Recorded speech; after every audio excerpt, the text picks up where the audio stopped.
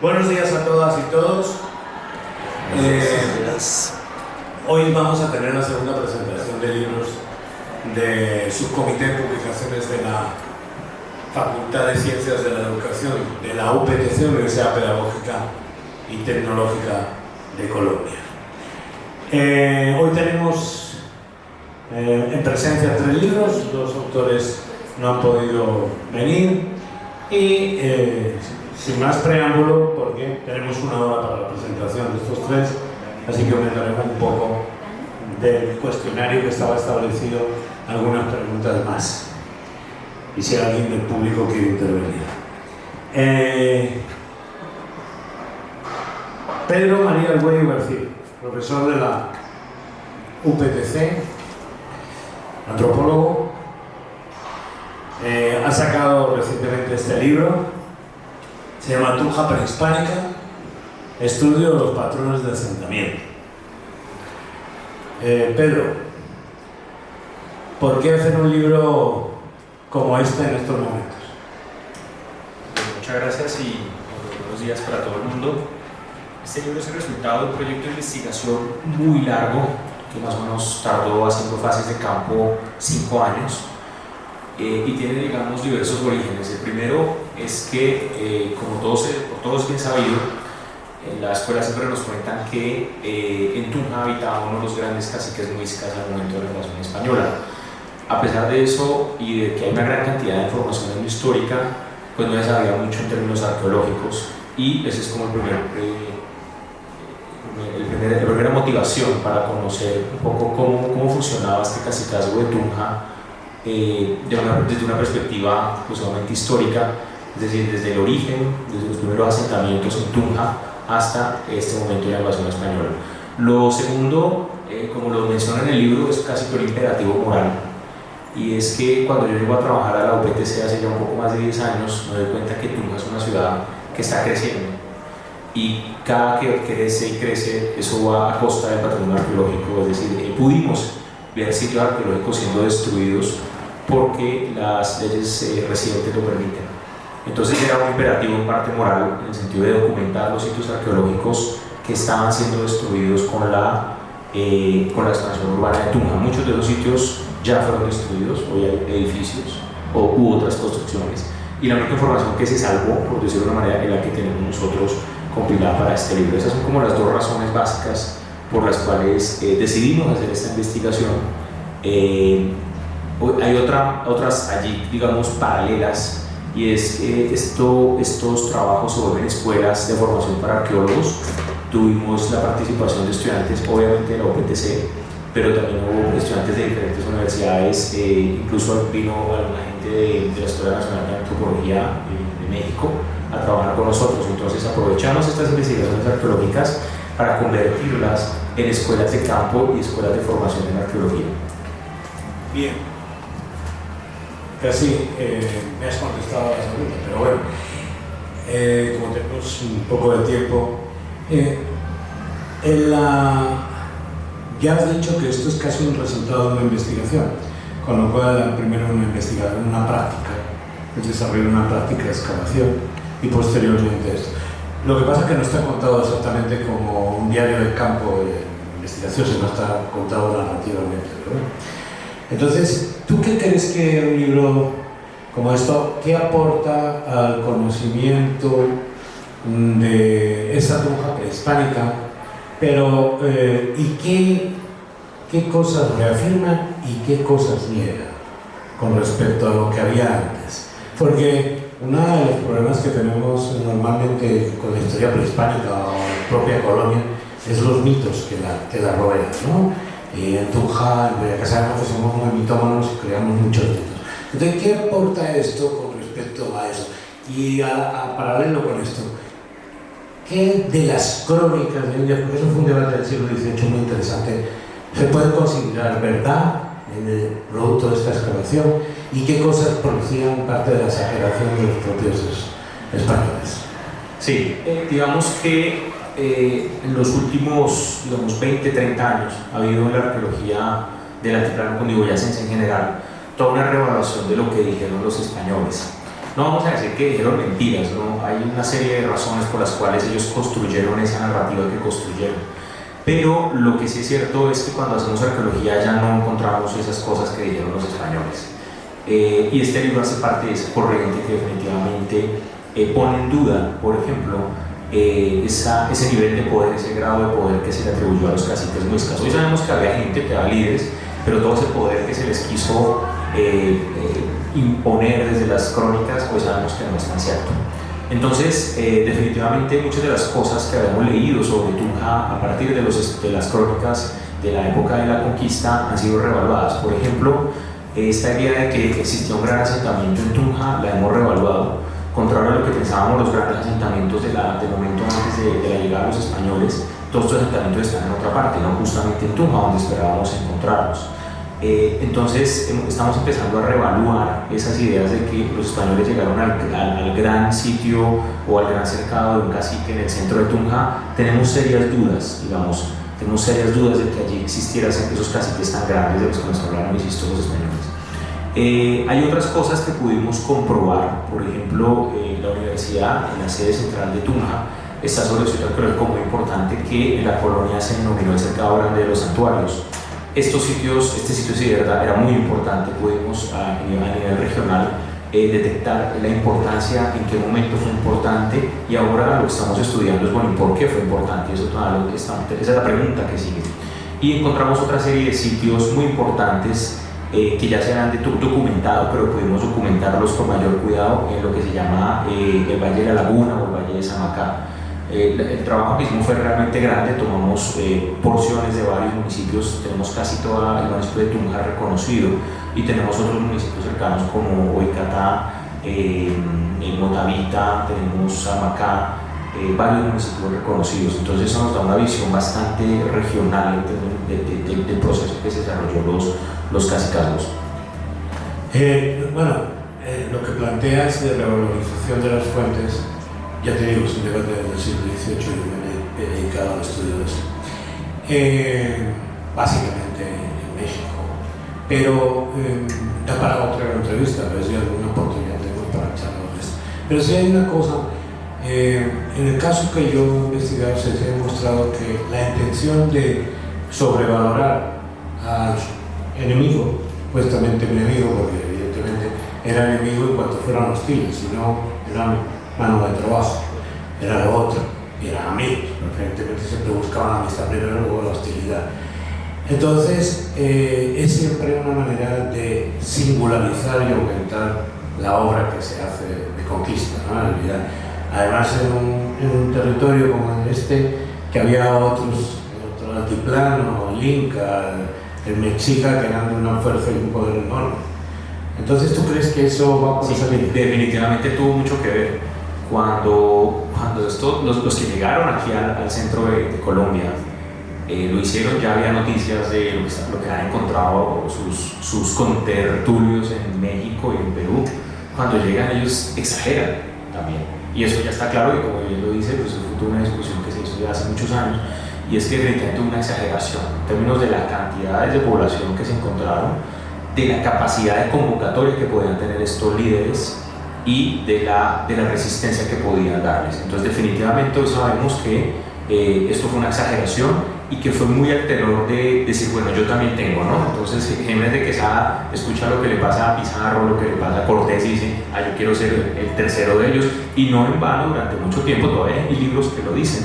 Los muiscas eran según ellos la tercera gran civilización de América, que eso pues sabemos que eso es mentira, o sea, esas ideas de civilización todas han sido cuestionadas, pero claramente en estos lugares habíamos estados con gente muy poderosa, eso está demostrado.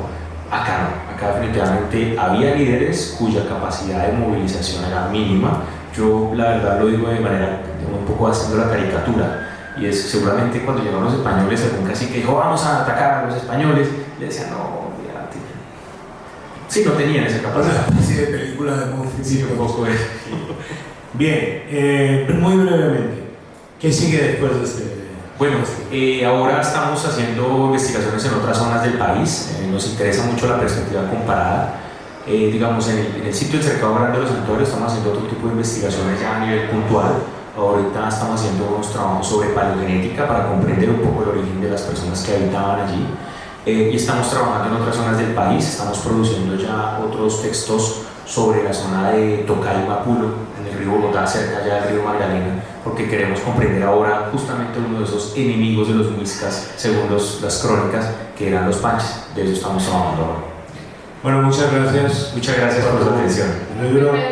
Gracias. Vale, suerte. Dado la relevancia del tema y más que tú hablas en términos de actualización, de cosas que se demostraron, otras que se refutan, ¿estos textos están hechos exclusivamente como textos académicos, universitarios, solo para los docentes?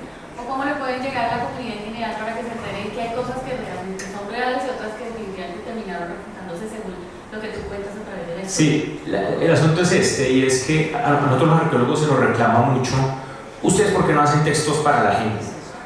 Pero yo siempre he dicho, nosotros nos tardamos un montón de tiempo buscando plata para hacer arqueología, otro montón de tiempo para hacer los trabajos de análisis de lo que hacemos, otro montón de tiempo publicando. No nos queda casi tiempo para hacer esos textos. A veces los hacemos. Yo tengo un par de textos, no a propósito de este tema, un poco más, digamos, digeribles para un público más amplio, pero lo importante en este momento es tener la información y ojalá que otra gente la pueda tomar, los licenciados en sociales, por ejemplo, y que la puedan convertir a algo más digerible y que lo puedan llevar a las aulas. Digamos que eso lo podemos hacer, pero yo siempre le he dicho a la gente, gastamos mucho tiempo nosotros los arqueólogos. No se pueden imaginar las cantidades de semanas que tardamos haciendo los análisis, por ejemplo, en laboratorios, de todo lo que recogemos, y no tenemos todo el tiempo del mundo para además hacer otros libros. Es por eso que eso tiene que esperar un poco, o lo que yo siempre digo a la gente es: acá están los textos, saben dónde estoy, podemos hablar, podemos conversar para hacer otros textos un poco más divulgativos. Muchas gracias, Liliana. Bueno, muchas gracias. Vamos a seguir. Para el siguiente libro, profesora Liliana nos lo va a presentar. Bueno, sí, nuestro siguiente texto se denomina Ciencia Recreativa para la Educación Primaria, hacer, pensar y conocer la ciencia escolar. Este es un texto elaborado por la profesora Nidia Janet Torres Merchán y el profesor Camilo Andrés Montenegro, son docentes de la licenciatura en Ciencias Naturales y Ambiental de la Facultad de Ciencias de la Educación de la Universidad Pedagógica y Tecnológica de Colombia. Es un texto obviamente enmarcado en unos contenidos experimentales para la formación del conocimiento precisamente de esas habilidades científicas en los estudiantes que tienen que ver directamente con la física y la química. Y para que nos amplíe un poco más acerca de este documento producto de investigación, producto de una colección académica, nos acompaña Daniel, que es integrante también del grupo Guaira, de donde obviamente pertenecen estos dos autores, pero que por circunstancias desafortunadamente no nos pudieron acompañar, pero él ha estado muy cercano a todo este proceso y hoy nos quiere ampliar un poco más acerca de esta producción. Adelante, Daniel. Claro que sí, profe Liliana. Muy buenos días para todo el público, muy buenos días para quienes nos están observando en diferido. Realmente pues este texto surge en el marco del proceso investigativo del Grupo Guaira y lo que busca es pensarse dos cosas: la infancia y el conocimiento científico. La infancia como esa etapa en la que los chicos sienten mayor curiosidad, donde hay unas habilidades innatas en los chicos que permiten relacionarse de cierta forma con la forma en la que nosotros hacemos ciencia o hacemos investigación. Entonces, una de esas habilidades, por ejemplo, son la capacidad de asombro. Otra habilidad es la de hacer preguntas. Si se dan cuenta, en la infancia los chicos siempre están haciendo preguntas y reflexionamos al interior del grupo. ¿Por qué se pierden esas habilidades? Porque parece ser que cuando entramos a la secundaria o cuando vamos avanzando, lejos de empezar a cuestionarnos como lo hacen los niños o lejos de empezar a admirarnos ante los fenómenos naturales, pues lo que empezamos es como a encasillarnos en un sistema que nos hace cumplir unas expectativas frente a las cosas, pero que no nos permite pensar o que no nos permite reevaluar, como lo estaba diciendo también el autor anterior, no nos permite reevaluar la realidad a la que nos estamos enfrentando. Entonces, en ese orden de ideas, pues lo que los autores y lo que en el grupo estábamos pensando Es como tratar de generar algunas prácticas experimentales desde cosas muy sencillas que se encuentran al alcance de los niños, pero también al alcance de los docentes, al alcance de las escuelas, tanto de gran capital como de las escuelas rurales, y cómo se transforman esas experiencias en unos momentos que nos llevan a la indagación, y a partir de la indagación cómo esto pues fomenta unas habilidades de pensamiento científico y cómo esto también nos permite realizar algunas conceptualizaciones básicas frente a la ciencia. Bueno, Daniel, tú ya nos comentabas un poco cuál es el origen precisamente de esto, que es un producto de un proceso de investigación terminado en una colección académica, y nos habla de los aportes, sin lugar, significativos precisamente en esos conocimientos y competencias científicas, sobre todo en nuestros estudiantes, que hoy en día llegan a las universidades a veces sin esos básicos conocimientos, y creo que eso es un poco lo que buscan. Observando un poco aquí el texto, veo que hay bastantes talleres, que hay sin lugar a dudas diferentes actividades diseñadas, muy estructuradas, gráficas, organizadas de una manera realmente como muy básicas para que se entienda. La pregunta sería, bajo ese proceso de investigación, ¿este material fue aplicado? ¿Se puede demostrar que realmente se dan unos resultados antes y después de tener y no tener este texto? ¿Qué nos podrías contar una vez termina toda esta investigación? Creo que el aporte del libro también en términos de la metodología de la investigación es muy importante, porque a veces cuando nosotros llegamos a la docencia se nos olvida pensar el quehacer docente. Entonces concebimos unas ideas, concebimos unas estructuras epistemológicas que a veces consideramos ciertas y que son lo que vamos a enseñar, y diseñamos cosas para imponer prácticamente lo que vamos a enseñar.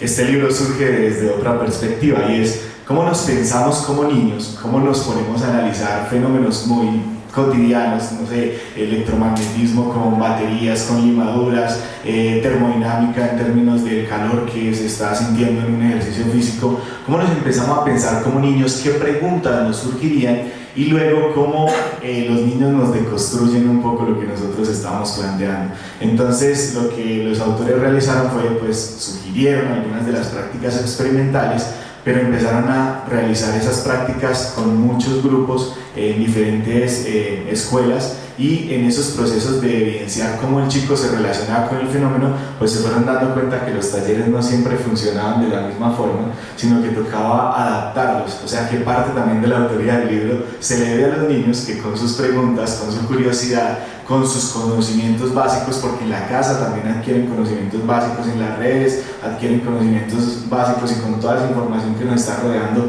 pues ya han estructurado algunas cositas, cómo ellos empiezan a discutir y a construir un poco el taller, pero se reconstruye también tratando de llegar un poco a esos conceptos. Entonces es como, en términos metodológicos, mediar entre lo que es el conocimiento científico, el conocimiento popular de los niños, pero tratando de mantener el rigor científico sin que eso estructure la mente del niño, sino que al niño se le permita construir a tal nivel que se acerque mucho a esos conceptos científicos.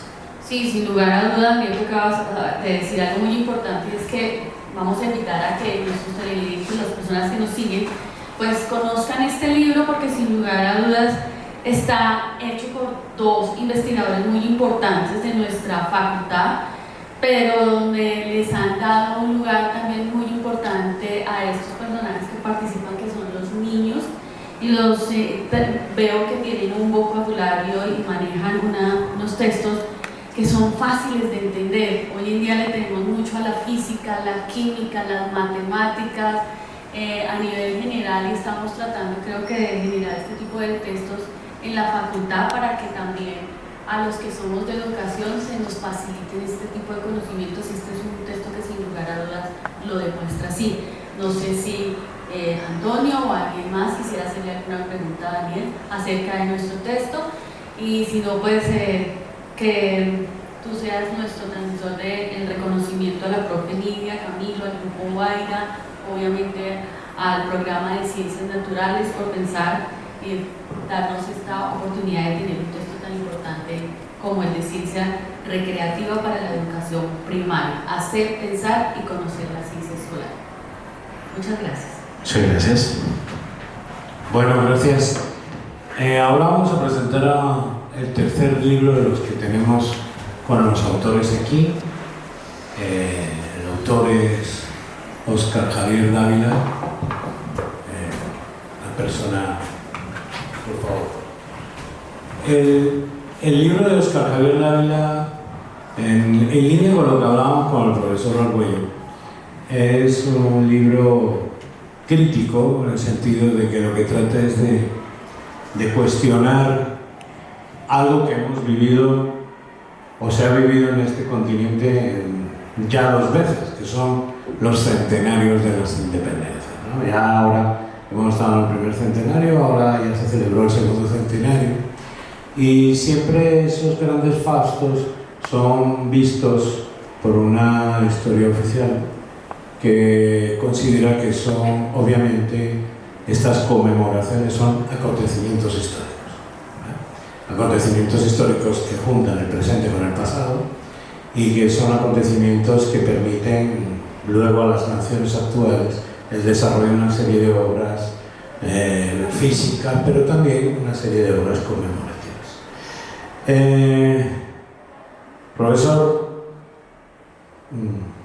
Javier, ¿cuál es el origen de este libro? Bueno, muy buenos días para todos y muchas gracias por estar acá, profesor Antonio y a todos, ¿no? El origen del libro inicia como una tesis de la maestría de Historia de la UPTC. Y bueno, se comienza a explorar en muchas vertientes, ¿sí? Se comienza a buscar la problemática y se encuentra principalmente en que hay una debilidad en el uso del aparato teórico conceptual, ¿vale? En ese análisis que se hace de la misma historia, los mismos casos de la historia. Y, como ya lo mencionó el doctor Antonio de Pedro, se toma principalmente en el concepto de acontecimiento. A partir de ahí es donde se comienza a indagar si realmente es un acontecimiento o no es un acontecimiento, o qué es el centenario. ¿Vale? El uso ligero de este concepto también lo podemos identificar en muchas lecturas, muchos escritos, muchos artículos, libros, y pues nos surge ahí, nos comienza a surgir la preocupación de cómo se está utilizando este concepto. Y en segunda medida, identificamos también la importancia del desmonte ideológico de la conmemoración, ¿no? Porque bueno, sabemos que ahí hay un montaje y justamente consiste en comenzar a averiguar cómo está montado para lograr atravesar esta ideología y pues conseguir mirar qué hay en ella, ¿sí? Principalmente es eso. Comprender lógicamente también a partir de ese pasado el presente, ¿no? El presente del centenario. Bien, se entiende que este es un libro que toma un caso, el centenario de la independencia, una generación determinada por un sueño transformador que va a empezar a principios del siglo XX, que va a ser una generación que va a vivir unas situaciones muy difíciles, que es la pérdida del territorio panameño, que tiene que asumir eso, la guerra de 2000 días, y que se tiene que enfrentar al proceso de la modernización del capitalismo en el siglo XX. Y con eso está montado un sueño de intelectuales, de gobernantes, etc. Este centenario, del cual se han escrito varias cosas de distintas maneras, ¿cuál es, crees tú, que es tu aporte a esta historiografía? ¿O qué es, como la pregunta que hizo el profesor Argüello, qué desmitificas de lo que se ha dicho y qué sostienes de la historiografía? Vale, importantes dos cosas ahí que emergen, ¿no? La primera, que partiendo de esa mirada crítica sobre el caso de estudio, que es el centenario, y pues a partir de la metodología, de la dialéctica que la definimos en el libro como una triada, justamente que es la tradición, la modernidad y el progreso, ¿cierto? ¿Cómo se comienza a montar ese cosmos para proyectar prácticamente todo el siglo XX? Tomamos un caso particular en el libro, que es el texto de Nao y Arrula, junto a unos otros que se articulan ahí. No es solo la educación, sino también la cultura, las obras, bueno, todo lo que encierra la conmemoración en esos años del centenario, ¿no?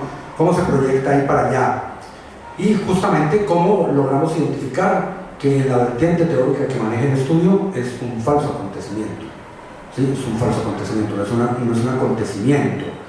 Como ya lo mencionaba en la primera pregunta, pues bueno, muchos de los escritos que uno encuentra a raíz del bicentenario, hechos para el centenario, muchos artículos de muchos intelectuales, historiadores reconocidos, lo llaman el centenario como un acontecimiento, como si fuera un acontecimiento, ¿verdad? Y de ahí parte justamente el segundo aporte que hace el libro. Partiendo de la teoría que se maneja dentro del estudio, en las líneas de Slavoj Žižek principalmente, Alain Badiou y Walter Benjamin, son como los tres teóricos de fondo que tomamos justamente para mirar ese concepto de acontecimiento, qué es, y contrastarlo con esa operativización que se hace en la conmemoración del centenario.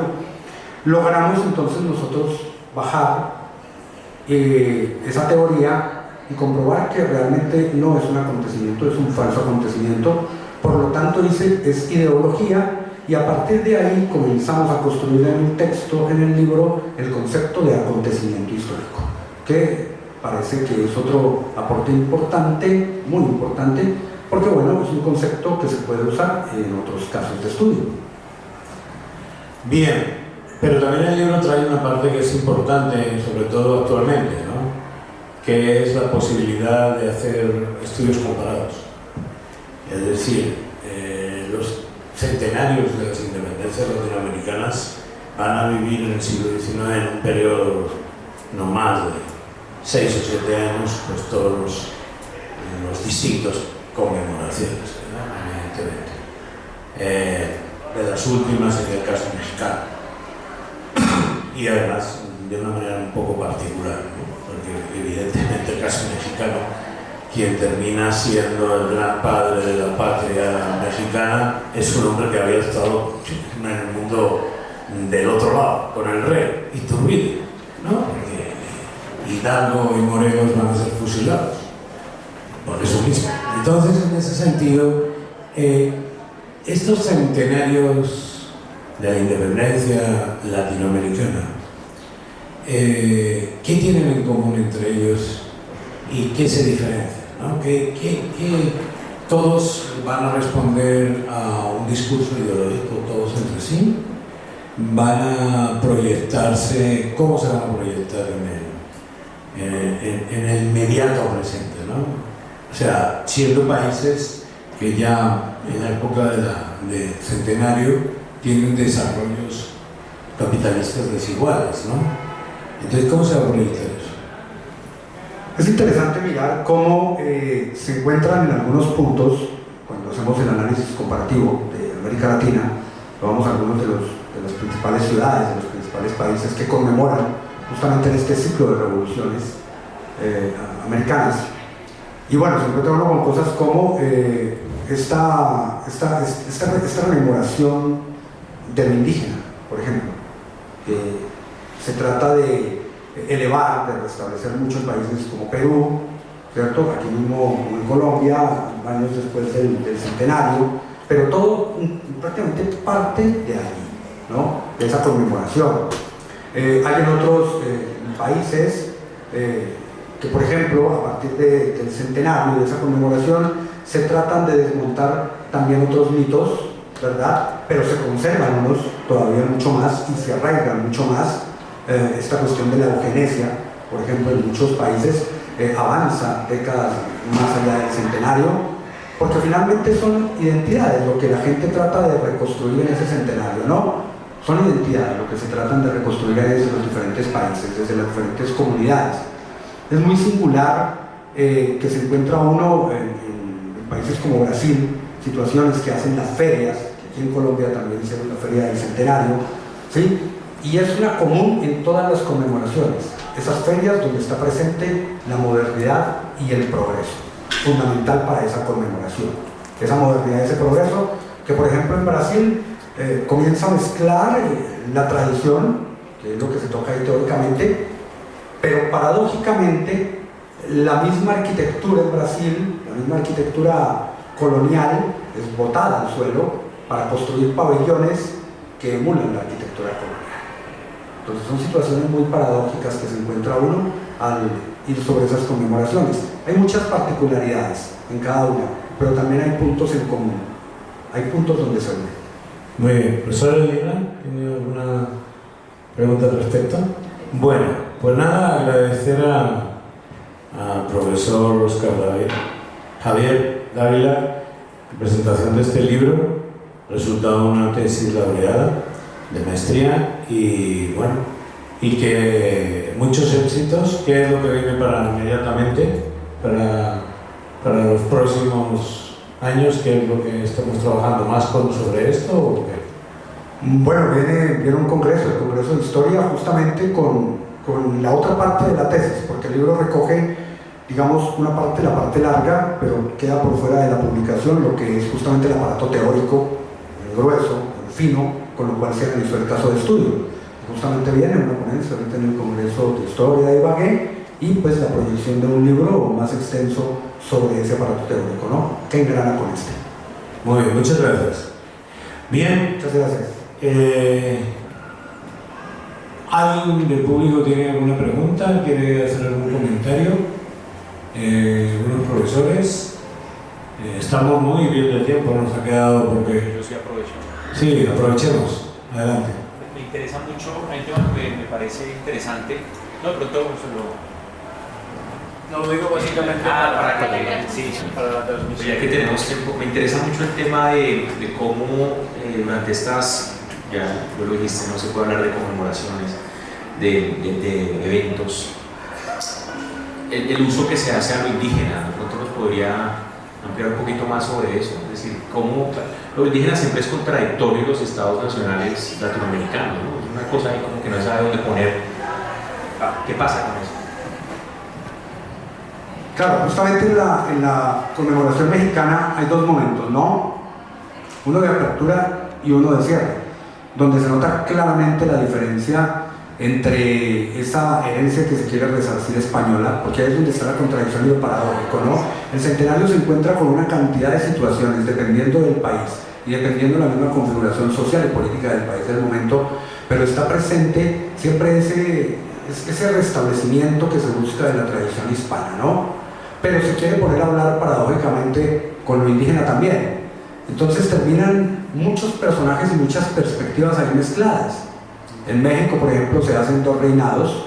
El primero donde se busca prácticamente la esencia española, donde se usa la corona de Carlota, si no estoy mal, de ella, se usa el sillón de uno de los conquistadores como trono del reinado, pero claro, las clases populares, así llamarlas, que van muy de la mano con este indigenismo que se quiere resarcir, sobre todo en México, hacen un reinado que es el de la India Bonita, así se llama, donde se busca también esta belleza indígena y se contrapone también al reinado que tenía las características hispanas.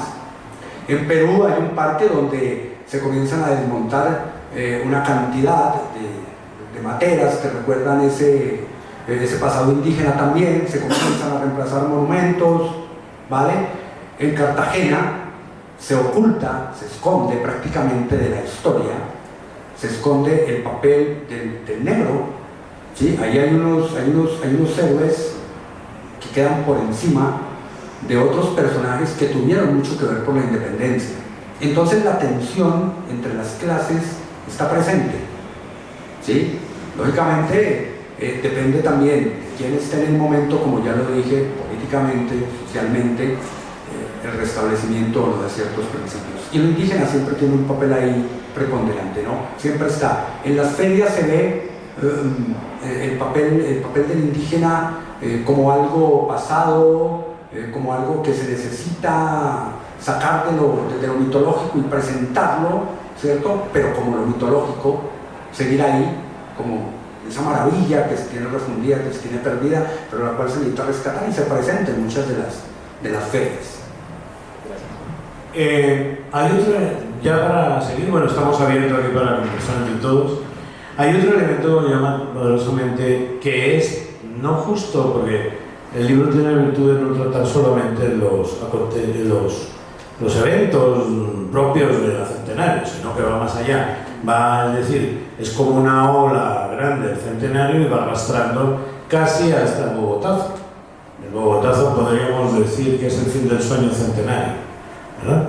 Entonces, en ese proceso hay algo muy importante que tiene que ver con lo indígena, pero también de otra manera, que es la proximidad de la idea de la construcción del campesino como estado de pureza y del caso boyacense en particular. Eso va a ser algo muy interesante, porque justo en esa misma época, de esos primeros 2-3 décadas del siglo XX, empieza a aparecer en la fotoreportería la figura del campesino boyacense.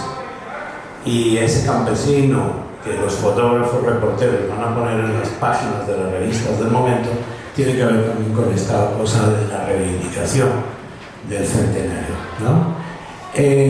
Y luego hay otro elemento sustancial ahí, es como esa tradición que se trata por un lado de mantener en ese sueño, a la vez tiene que competir contradictoriamente con la idea de modernidad, ¿verdad? Tiene que competir, es decir, el gran sueño del centenario es tratar de salvar la tradición e introducir el pensamiento moderno, y ahí es donde están equivocados, porque eso no se puede hacer, hay una contradicción en sí mismo, ¿no? Entonces yo sí creo que hay elementos que se deben hacer. Y volviendo a lo de lo indígena del profesor Argüello, piense que justo en las ferias de Sevilla que se van a dar en ese momento, va a haber un artista y van a crear la Bachué, y de repente la Bachué, que es una imagen creada absolutamente mítica pero que no responde a ningún referente real, está insertándose ahí, pero también se está insertando con el campesino, y es esa idea de que hay un campesino, etc. Los mexicanos emigrarán de estas primeras tendencias a, después de la revolución, irán a una tendencia del mestizo. Entonces será en esa primera parte del partido PRI donde el mestizo se revalorizará, como los famosos proyectos de educación eran para los mestizos, la raza cósmica, hablaba Vasconcelos. Ese proyecto de Vasconcelos no es sobre indios ni sobre negros, es sobre mestizos. Y entonces eso va a permear también al resto de América, porque el discurso mexicano es muy fuerte sobre el resto de América, ¿no? Pues nada, creo que todavía nos queda tiempo. ¿Alguna pregunta más? ¿Comentario? Pues nada, agradecer al profesor, agradecer a la profesora Liliana, y para volvernos a encontrar otra vez aquí, al profesor Argüello y a los que han asistido, los saludos a los autores del libro, esperando mayores éxitos, y hasta la próxima ocasión. Muchas gracias.